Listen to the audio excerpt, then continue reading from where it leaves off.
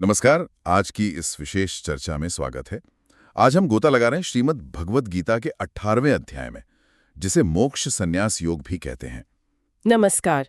हाँ, ये अध्याय बहुत खास है क्योंकि ये पूरी गीता का एक तरह से सार प्रस्तुत करता है। बिल्कुल। और हम धर्मेंद्र भाटिया जी की किताब गीता 18 श्रीमद् भगवद गीता व्यवहारिक मार्गदर्शिका के कुछ अंशों को आधार बनाकर बात करेंगे। बिल्कुल। तो हमारा मकसद है कि इस अध्याय के जरिए संन्यास, त्याग, कर्म, ये जो 3 गुण हैं सत्व, रजस, तमस, फिर स्वधर्म और ईश्वर शरणागति, इन सब पर एक व्यवहारिक समझ बने। हाँ, और शुरुआत होती है अर्जुन के एक बहुत ही सीधे सवाल से। हाँ, वो पूछते हैं कि भाई ये संन्यास और त्याग, इसका असली मतलब क्या है? क्या तत्व है इसका?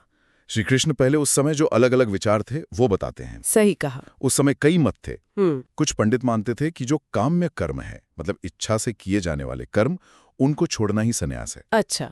और कुछ विचारक थे जो कहते थे कि नहीं, सभी कर्मों के फल का त्याग करना वो है त्याग। एक सोच ये भी थी कि भाई हर कर्म में कोई ना कोई दोष तो होता ही है, तो सारे ही कर्म छोड़ देने चाहिए। जबकि कुछ विद्वान कहते थे कि नहीं, यज्ञ, दान, तप जैसे कर्म तो छोड़ने ही नहीं चाहिए। यहाँ बात बहुत दिलचस्प हो जाती है, क्योंकि फिर श्री कृष्ण अपना बिल्कुल निश्चित मत बताते हैं। हाँ, और यहीं गीता का व्यवहारिक पक्ष सामने आता है। श्री कृष्ण कहते हैं कि देखो, यज्ञ, दान और तप वाले कर्म ये छोड़ने लायक नहीं है, ये तो करने ही चाहिए, क्योंकि ये बुद्धि को पवित्र करते हैं, हमें शुद्ध करते हैं। ठीक है। परंतु, और ये परंतु बहुत महत्वपूर्ण है, इनको और बाकी सभी अपने नियत कर्मों को भी आसक्ति यानी अटैचमेंट और फलों की इच्छा का त्याग करके ही करना चाहिए। यही मेरा सबसे उत्तम मत है। तो मतलब कर्म छोड़ना नहीं है? नहीं, कर्म नहीं छोड़ना है। कर्म के फल से जो चिपकाव है, जो आसक्ति है, उसको छोड़ना ही वास्तविक त्याग है। आप कर्म करते हुए भी त्यागी हो सकते हैं। ये समझना बहुत जरूरी है, क्योंकि आमतौर पर त्याग मतलब सब छोड़ छाड़ देना है ही समझ लिया जाता है। फिर श्री कृष्ण इस त्याग के भी प्रकार बताते हैं गुणों के आधार पर, तामस, राजस, सात्विक। हाँ, बिल्कुल। गुणों का असर हमारे त्याग पर भी पड़ता है। जैसे तामस त्याग क्या है? जब कोई मोह में पड़कर या अज्ञान के कारण अपने जरूरी काम छोड़ दे, जैसे पारिवारिक कर्तव्य, सामाजिक जिम्मेदारियां, बस छोड़ दिया। ये असल में कर्तव्य से भागना है। पलायन जैसा। हाँ, पलायन। फिर है राजस त्याग। इसमें क्या होता है कि व्यक्ति कर्म को दुख का कारण समझता है, सोचता है कि अरे इसमें तो शारीरिक कष्ट होगा, तो छोड़ो इसे। अब ऐसे त्याग से मन की शांति नहीं मिलती। क्यों? क्योंकि इसके पीछे भी एक तरह का स्वार्थ है, दुख से बचने का। बिल्कुल सही। अब आता है सात्विक त्याग। ये आदर्श स्थिति है, जब हम अपना नियत कर्म, मतलब जो हमें करना चाहिए, उसे केवल कर्तव्य समझकर करते हैं। कोई आसक्ति नहीं, कोई फल की इच्छा नहीं, बस ये मेरा काम है, मुझे करना है। यही श्रेष्ठ त्याग है। हाँ, यही श्रेष्ठ है। और ऐसा त्यागी कैसा होता है? वो न तो अकुशल कर्म, मतलब जो बंधन में डालने वाला हो, उससे नफरत करता है, और न ही कुशल कर्म जो मुक्तिदायक हो, उसमें चिपकता है। वो सम रहता है। अच्छा। वो सत्वगुण से युक्त, संशयों से परे बुद्धिमान होता है। गीता ये भी कहती है कि देखो, शरीर रहते हुए कोई भी इंसान सारे कर्मों को पूरी तरह छोड़ ही नहीं सकता। ये संभव ही नहीं है। हाँ, ये तो है। इसलिए जो कर्मफल का त्यागी है, असल में वही त्यागी कहा जाता है। तो निचोड़ ये कि कर्म तो करना ही है, पर डिटैच्ड होकर, अनासक्त होकर। अब अगला सवाल मन में आता है कि ये कर्म होता कैसे है? मतलब इसके पीछे फैक्टर्स क्या हैं? क्या हम अकेले ही इसे करते हैं? यहाँ शायद वो सांख्य वाली बात आती है। हाँ, बिल्कुल। सांख्य दर्शन के अनुसार गीता बताती है कि किसी भी कर्म के होने में 5 हेतु यानी 5 कारण होते हैं। 5? कौन कौन से? पहला है अधिष्ठान, यानी हमारा शरीर या वो आधार जिस पर कर्म होता है। दूसरा है कर्ता, यानी जीव या हमारा अहंकार भाव, मैं करने वाला। तीसरा है करण, यानी हमारी इंद्रियां, मन, बुद्धि, जिनके द्वारा कर्म होता है। ओके, इंद्रियां, मन, बुद्धि। चौथा है विविध प्रकार की चेष्टाएं, यानी जो शारीरिक और प्राणिक क्रियाएं होती हैं। और पांचवा है दैव, यानी हमारे पूर्व संस्कार, प्रारब्ध या कह ले भाग्य, जिस पर हमारा पूरा नियंत्रण नहीं होता। ये जानना तो एक तरह से जिम्मेदारी का बोझ हल्का करता है। मतलब मैं अकेला ही सब कुछ नहीं कर रहा। अक्सर हम सारा क्रेडिट या सारा ब्लेम खुद ही ले लेते हैं। और यहीं पर गीता कहती है कि ये अज्ञान है। जो व्यक्ति अशुद्ध बुद्धि के कारण केवल आत्मा को या खुद को ही एकमात्र कर्ता समझता है, वो ठीक से नहीं देखता, वो यथार्थ को नहीं समझ रहा। तो फिर सही समझ क्या है? सही समझ ये है कि जिसके अंतःकरण में मैं करता हूं ऐसा भाव मिट गया है, जिसकी बुद्धि कर्म फल में लिप्त नहीं होती, वो व्यक्ति अगर दुनिया की नजर में हिंसा जैसा कर्म भी करे, जैसे अर्जुन के लिए युद्ध, तो भी वास्तव में न वो मारता है और न पाप से बनता है। अरे, ये तो बहुत बड़ी बात है। मतलब इंटेंशन और डिटैचमेंट। हाँ, यहाँ कर्तव्य पालन की भावना, ईश्वर को समर्पण और अनासक्ति ही मुख्य है। ये अहंकार से मुक्ति है, कर्तापन के भाव से मुक्ति। गीता में ये 3 गुणों की बात तो बार बार आती है, सत्व, रजस, तमस। और यहाँ 18वें अध्याय में ज्ञान, कर्म और कर्ता तीनों को इन गुणों के आधार पर बांटा गया है। क्या आप संक्षेप में इनका सार बता सकती हैं? हाँ, ये वर्गीकरण बहुत दिलचस्प है। ये दिखाता है कि ये गुण हमारे हर पहलू को कैसे रंगते हैं। पहले ज्ञान को देखते हैं। सात्विक ज्ञान, ये वो समझ है जो सभी प्राणियों में, चाहे वो कितने भी अलग दिखें, एक ही अविनाशी तत्व को देखती है, अनेकता में एकता। राजस ज्ञान, ये ज्ञान बाहरी भिन्नताओं पर ज्यादा ध्यान देता है। यह हर चीज को, हर व्यक्ति को अलग अलग सत्ता के रूप में देखता है। इससे राग द्वेष पैदा होते हैं। तामस ज्ञान, ये तो बहुत ही सीमित है। ये शरीर को ही सब कुछ मान लेता है, उसी में चिपका रहता है।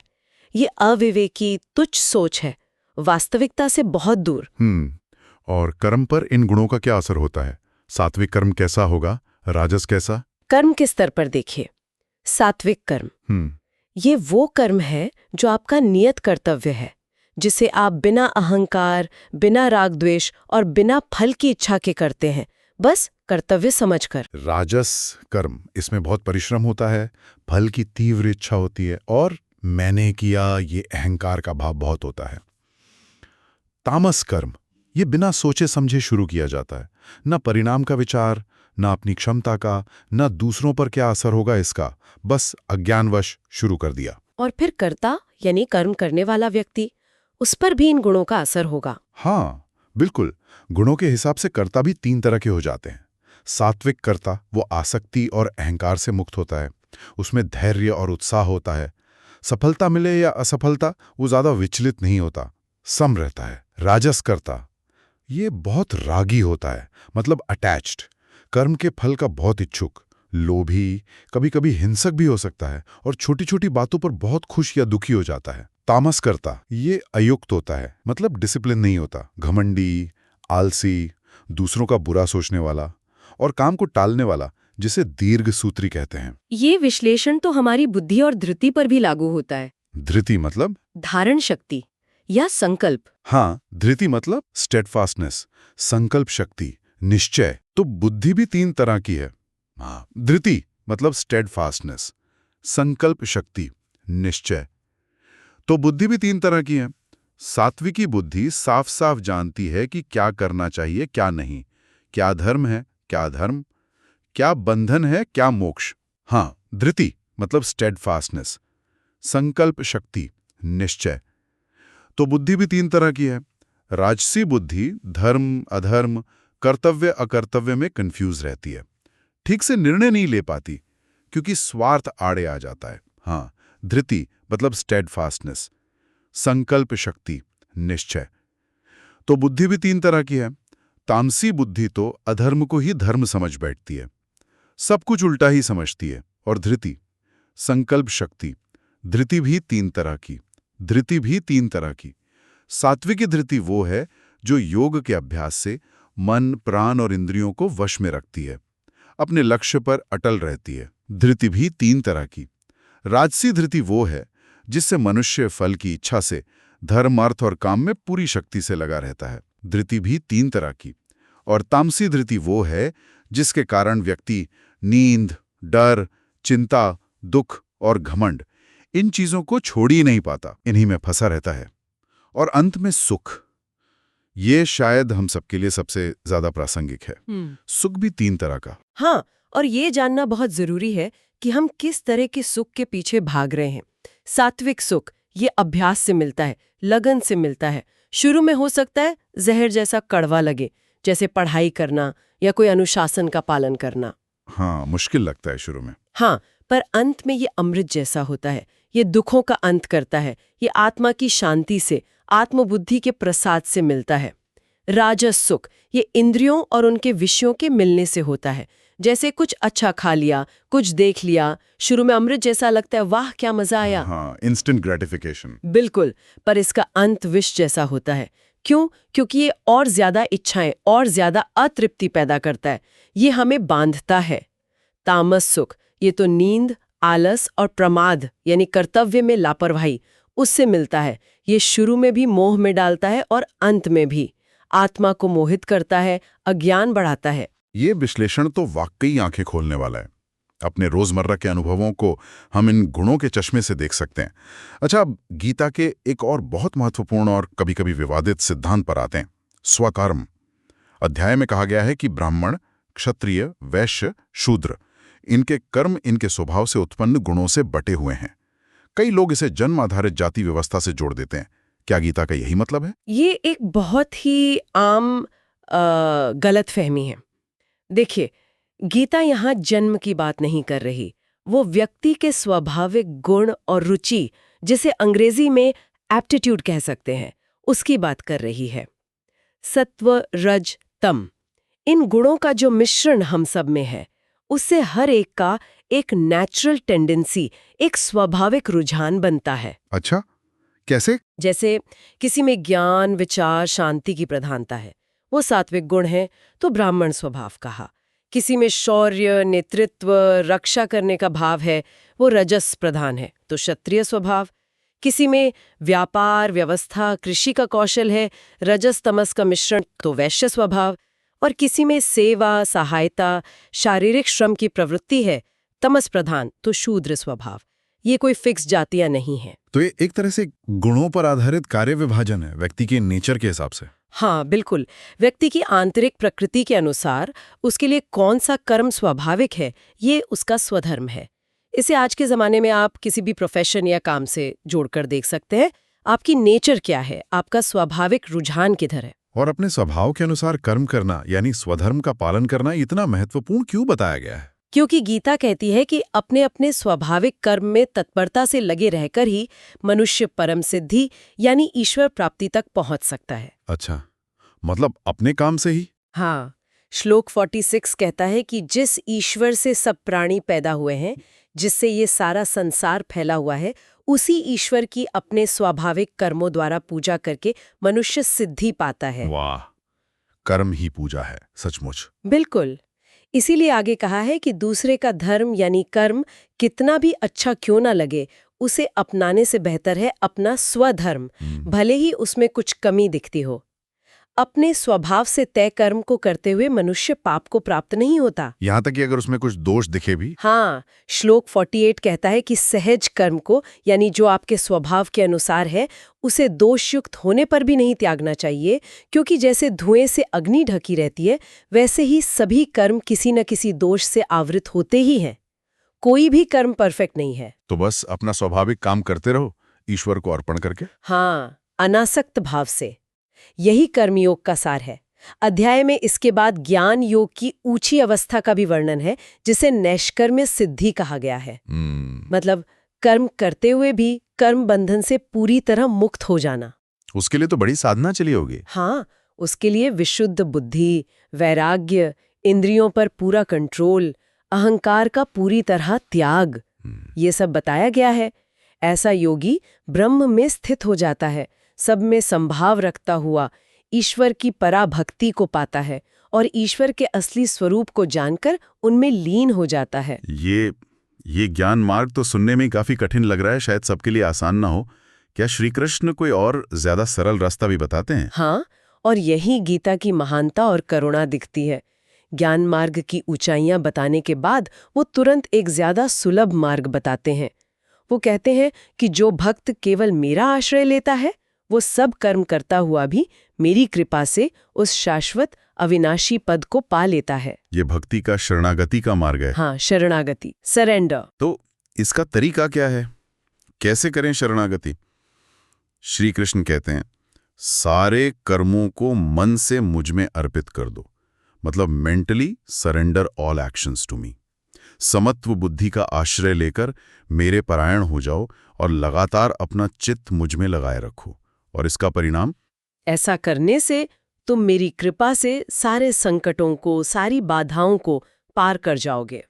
लेकिन साथ में चेतावनी भी देते हैं, और अगर अहंकार के कारण मेरी बात नहीं सुनोगे तो नष्ट हो जाओगे। और अगर कोई अर्जुन की तरह सोचे कि नहीं, मैं ये कर्म नहीं करूंगा, जैसे अर्जुन युद्ध नहीं करना चाहता था। श्री कृष्ण अर्जुन से कहते हैं कि तुम जो अहंकार के कारण सोच रहे हो कि मैं युद्ध नहीं करूंगा, ये तुम्हारा निश्चय झूठा है, टिकेगा नहीं। क्यों?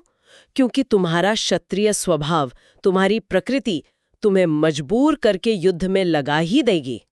तुम अपने स्वभाव से बंधे हुए कर्म करने के लिए विवश हो। ओ, मतलब हम अपनी प्रकृति से भाग नहीं सकते। नहीं। और फिर वो एक और गहरा रहस्य खोलते हैं। कहते हैं, हे अर्जुन, ईश्वर सभी प्राणियों के हृदय देश में स्थित रहते हैं। हमारे अंदर? हाँ, हमारे हृदय में। और वो अपनी माया से सभी प्राणियों को उनके स्वभाव के अनुसार कर्मों में प्रवृत्त करते हैं, घुमाते हैं, जैसे यंत्र पर आरूढ़ कठपुतलियों को नचाया जाता है। अगर ईश्वर ही सब करवा रहे हैं तो फिर हमारा रोल क्या है? हमारी स्वतंत्रता कहाँ है? उपाय है उसी ईश्वर की शरण लेना। श्री कृष्ण कहते हैं, हे भारत, सब प्रकार से उसी परमेश्वर की शरण में जाओ। उस परमात्मा की कृपा से ही तुम परम शांति को और सनातन परम धाम को प्राप्त होगे। अपने अंदर जो ईश्वर बैठा है उसकी शरण लो। तो मतलब कंट्रोल छोड़कर सरेंडर करना है। हाँ, अहंकार का कंट्रोल छोड़कर ईश्वर की इच्छा में अपनी इच्छा मिलानी है।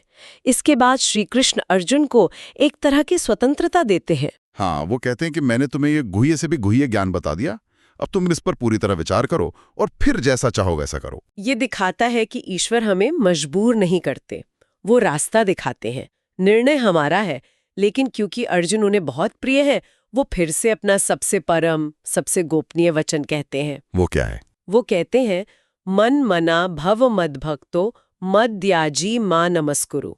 मतलब मुझ में मन वाला हो, मेरा भक्त बन, मेरा पूजन करने वाला हो और मुझको प्रणाम कर। मामे वैश्यसि सत्यम ते प्रतिजाने प्रियोसि में। ऐसा करने से तू मुझे ही प्राप्त होगा, ये मैं तुमसे सत्य प्रतिज्ञा करता हूं, क्योंकि तुम मुझे अत्यंत प्रिय हो। और फिर आता है वो श्लोक जिसे कई लोग पूरी गीता का सार मानते हैं। श्लोक 66, हाँ, चरम श्लोक। सर्वधर्मान परित्यज्य मामेकम शरणम व्रज, अहम त्वं सर्व पापेभ्यो मोक्षयिष्यामि मा शुचः। इसका अर्थ क्या है? सर्वधर्मान परित्यज्य, सब धर्मों को छोड़कर। यहाँ धर्म का मतलब केवल मजहब या रिलीजन नहीं है। यहाँ इसका व्यापक अर्थ है सभी कर्तव्य, कर्मफल, आश्रय, कर्तापन का अभिमान, इन सबको त्याग कर, मतलब सारे सहारे छोड़कर, सारे अहंकार छोड़कर केवल एक मेरी शरण में आ जाओ। और फिर अहम त्वा सर्व पापेभ्यो मोक्षयिष्यामि, मैं तुम्हें संपूर्ण पापों से मुक्त कर दूंगा। मां शुचा, तुम शोक मत करो, चिंता मत करो। ये शरणागति का, भक्ति का चुरांत आश्वासन है। जो चीज ज्ञानी को शायद बहुत साधना से मिलती है, वो भक्त को ईश्वर की कृपा से सहज मिल जाती है। इसके बाद श्री कृष्ण ये भी बताते हैं कि ये ज्ञान किसे देना है, किसे नहीं। हाँ, वो कहते हैं कि इसे उसे मत बताना जिसमें तप नहीं है, भक्ति नहीं है, जो सुनना नहीं चाहता या जो मुझ में दोष देखता है। लेकिन जो इस परम गोपनीय ज्ञान को मेरे भक्तों में कहेगा, वो मुझे ही प्राप्त होगा, और जो श्रद्धा से इसे सुनेगा या पढ़ेगा भी, वो भी शुभ लोकों को प्राप्त करेगा। और अंत में अर्जुन, क्या उसका मोह नष्ट हुआ? उसने क्या कहा? श्री कृष्ण पूछते हैं, हे अर्जुन, क्या तुमने ये सब एकाग्रचित्त से सुना? क्या तुम्हारा अज्ञान जनित मोह नष्ट हुआ? तब अर्जुन कहता है, नष्टो मोह स्मृतिर्लब्धा त्वत्प्रसादान्मयाच्युत स्थितोस्मि गत संदेह करिष्ये वचनम तव।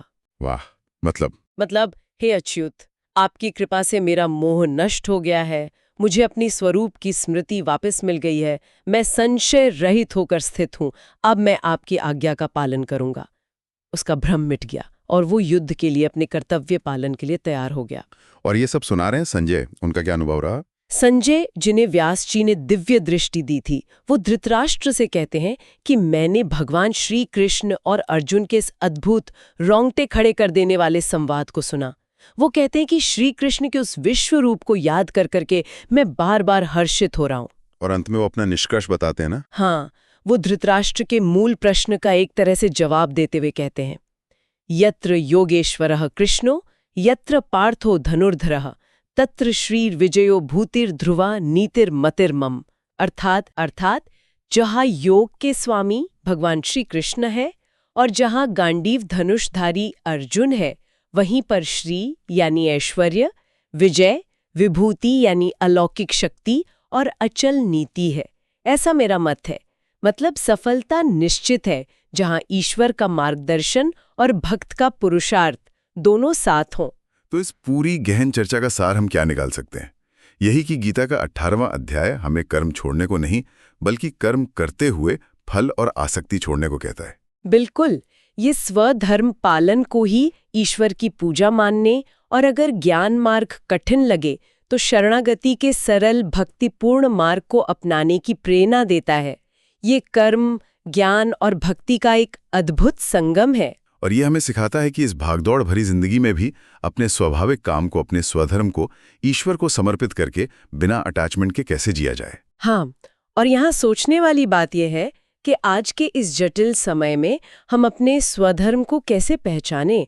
मतलब हमारी असली नेचर, हमारी स्वाभाविक रुचि क्या है, और क्या ये वाकई संभव है कि हम बिना फल की चिंता किए एकदम समभाव से अपना बेस्ट दें? निश्चित रूप से ये प्रश्न हमें अपने अंदर झांकने पर मजबूर करते हैं। गीता का ये संदेश आज भी शायद पहले से भी ज्यादा प्रासंगिक है। उम्मीद है इस विश्लेषण से 18वें अध्याय की समझ कुछ और गहरी हुई होगी। उम्मीद तो यही है। अगली बार फिर मिलेंगे एक नई गहराई के साथ। धन्यवाद। धन्यवाद।